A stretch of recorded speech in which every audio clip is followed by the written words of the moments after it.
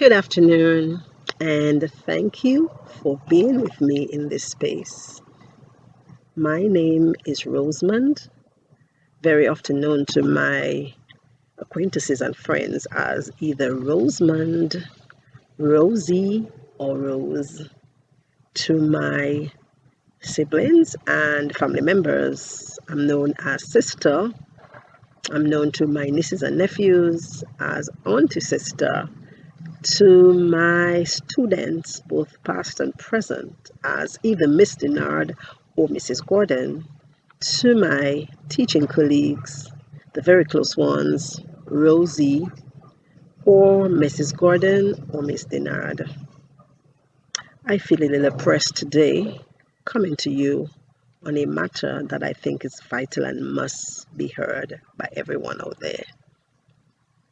And normally, when I come to you on a matter, I do so from either my Facebook page, Garden Conversations with Rose, from my YouTube channel by that same name, or on my blog site by that same name.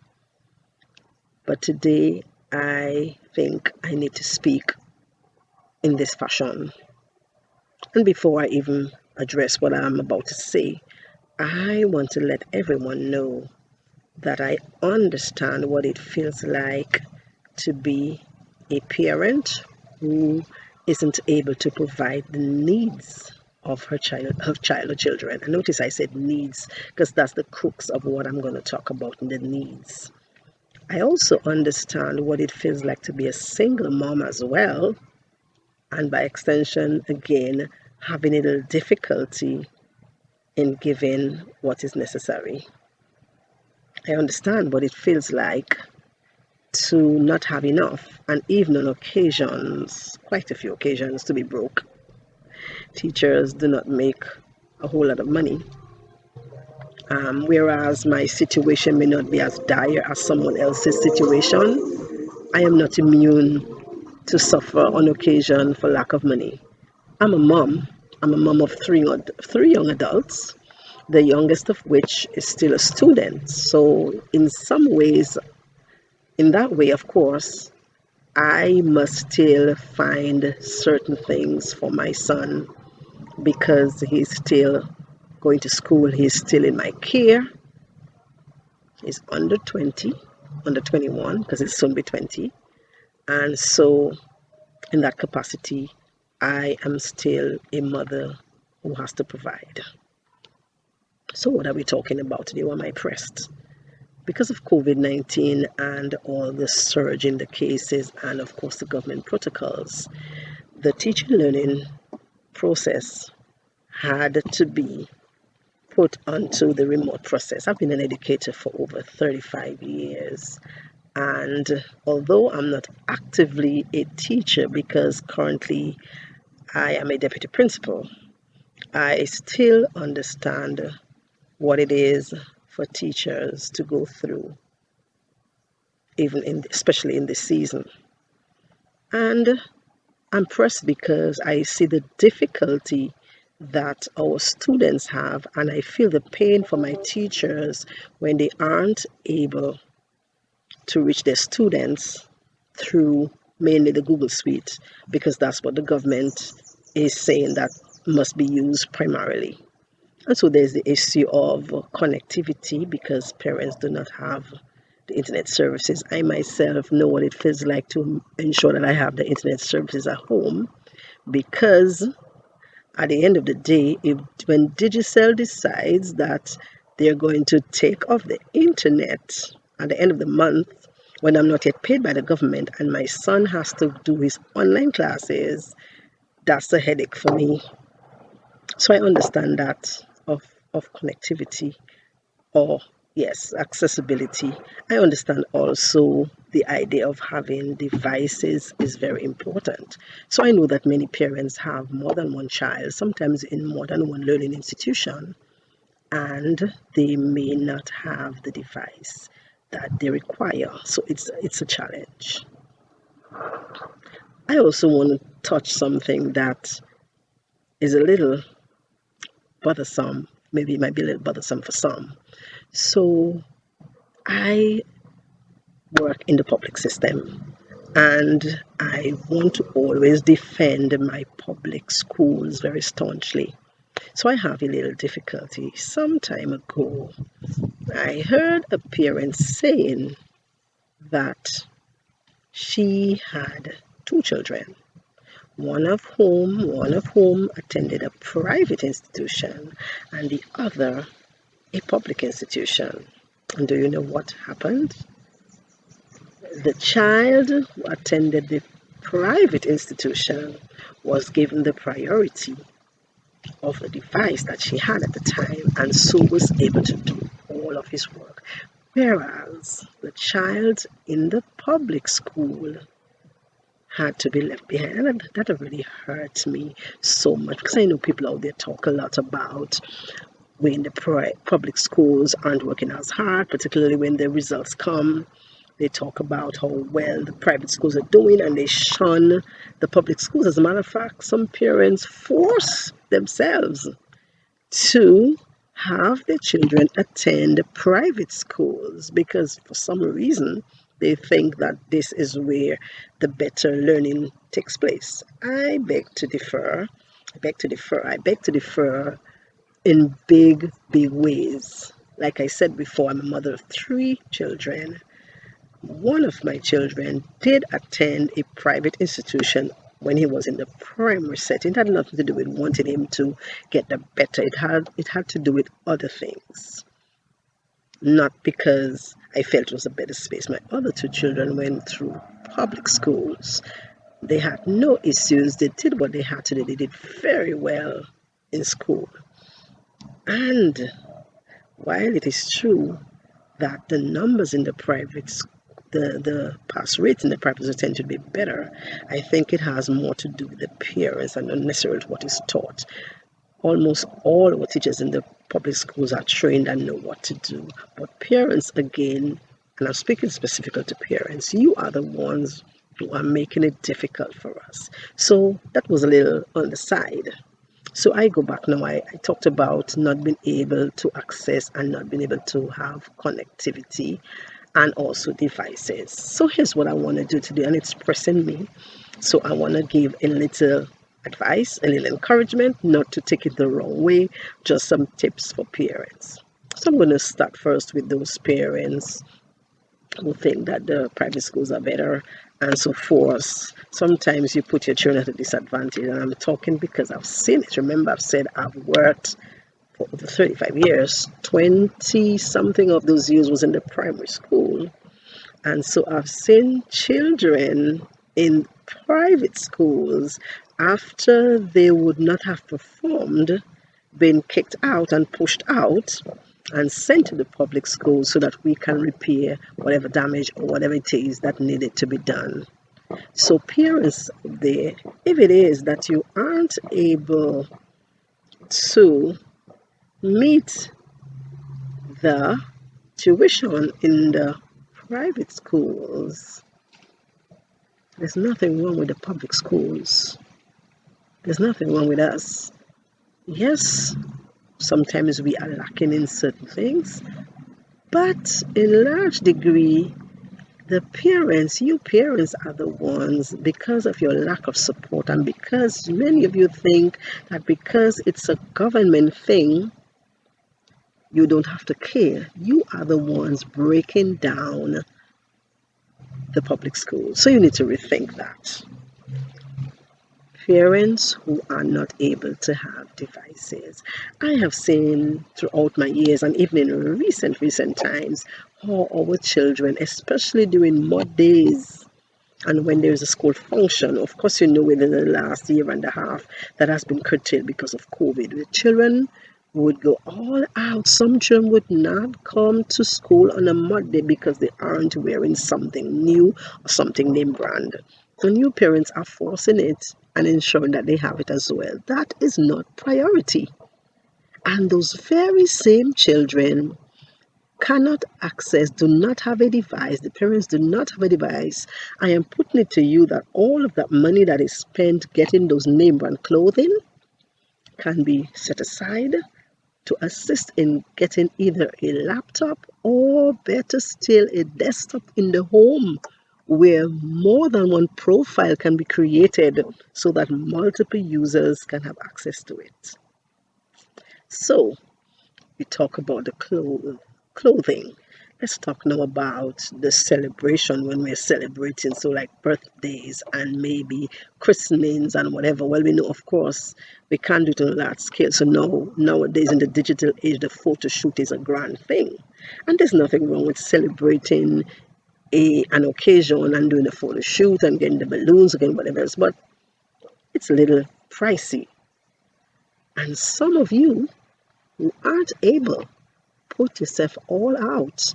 I listened sometime during the summer to a parent whose daughter was turning 13, and she boasted, but at the same time, she was lamenting the fact that she had to spend all of that money for her daughter who needed clothing, different outfits for the photo shoot, as well as outfits, t-shirts for the friends of the daughter. And then she had to pay for the photo shoot, and then she had to buy a gift, have a birthday cake, and everything else. I'm not saying you shouldn't celebrate it. I'm saying we need to prioritize, because in a case like this now, where is the laptop? Where is the phone that can now be used to access the Google Suite Classroom? It is absent, it is not there. Some of you might say, well, you aren't the ones paying for it. It's a relative or friend or godmother or godfather. So speak to those people. Let them know what is needed in an age of like this, what is needed rather than what one wants. So we have touched on the name brand clothing. We have touched on the celebration. Now we have the idea of the device. The idea of the gadgets. Those gadgets that are so pricey that parents put themselves out to give their children even from a very young age. And yet, in this time, they aren't able to have that device. We must think about needs of needs of the children, what is needed. I remember my youngest son, when he was in primary school, he asked me a question. I gave him an answer, and after I thought about that answer, I don't know if I had used the right thing. And he asked, why is it that the children who aren't doing well are the ones with the latest type of gadgets, the most up-to-date ones? Because he himself did very well. I'm very proud of him. As a matter of fact, I'm proud of all of them. They have done me proud in school.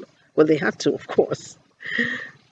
The children who weren't doing well were the ones who had the latest gadgets. He hadn't had any latest gadget. He got a gadget when he was 13 as a gift. But all the time in primary school, when the others had gadgets, he had none. And the same was true for my oldest son and his sister as well. I know it was not necessarily at the same time as now. My children are not that old. But I'm just saying, the gadgets. Think of the gadgets. Then, of course, we have the idea of paying attention to what our children are doing. So there are some of us who have provided the device, but the children are left on their own to do whatever they want, and so they aren't able to maneuver the device. Even we ourselves, as parents, aren't able. Don't just buy a phone or a laptop for a child and you yourself know nothing about how it works. No, you are in charge. It's your money. You are the one who provided it. So those children will be on the TikToks and the Snapchats and whatever else. They will be on WhatsApp statuses, cussing out other people, part of WhatsApp groups that the parents know nothing about, getting involved in the wrong thing, and yet they are unable to follow simple instructions within the Google Suite classrooms. Parents, you need to pay attention to your children, what they're doing. You need to be all up in their business as far as those gadgets are concerned. Be all up in their business. So we're recapping. We must recap as we go along. So we are talking about the devices and connectivity and everything. We are saying those of us who are finding it difficult to have our children in the private institutions and aren't able to get through, why not send them to a public school so that money can be used to purchase the device in need? Because there's some persons in the private schools who have issues with devices and connectivity as well. Then, of course, rather than those name brand clothing, the fancy gadgets, and the big hullabaloo with the celebrations, reorient that money into getting the necessary device that is required for the uses. And even when you give them those devices, pay attention to what they are doing on the devices. Walk them through. You yourself get familiar with maneuvering your way, knowing how to send a simple email. Get involved in the Google Suite Classroom. Know what is being done. So if there's an issue, you can perhaps help your child. And the last one, go back to that place of family support. Take away and remove, work on, find a way to resolve those hate issues and bitterness and unforgiveness within your family, so that if you yourself are simply unable to provide, there will be a family member that can provide. Many parents finding themselves stuck, having to get help from corporate citizens, persons in the community, or even politicians or teachers and schools when they have family members who can well provide. What is happening to us? Don't we see what COVID-19 has done or is still doing or whatever? Let's get back to that place where we can help each other out, support each other so that our children can benefit the most. So parents, I'm not hitting you at all. I am not in any way hitting you. I'm just saying that you need to prioritize and rethink the manner in which you do things, because we don't know how long we will be using that remote learning process. Our children come first every time. At least they should. That's what I think. So we must put ourselves out there to help them. Let the name brand clothing wait. Let those fancy gadgets wait. Or if they're gonna get a gadget, let it be as a prize. Let them work toward, let their grades be up before they get that gadget. When they have that device, know what's happening, learn what's going on so you yourself can assist them. Put holds on what they should or should not be doing. Do a contract on how much time they can spend doing whatever if it's not classwork. You are in charge. It's your child. You brought that child here. You are in charge. And finally, within your own family groups, deal with that bitterness and unforgiveness and hurt and anger so that you can get your family to help you. Family is everything.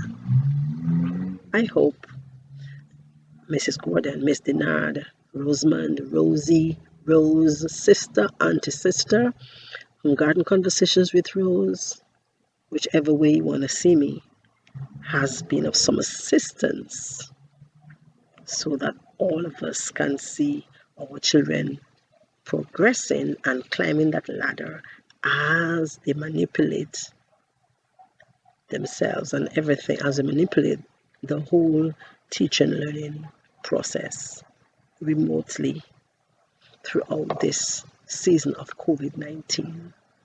Thank you for listening. Thank you for viewing. Bye-bye.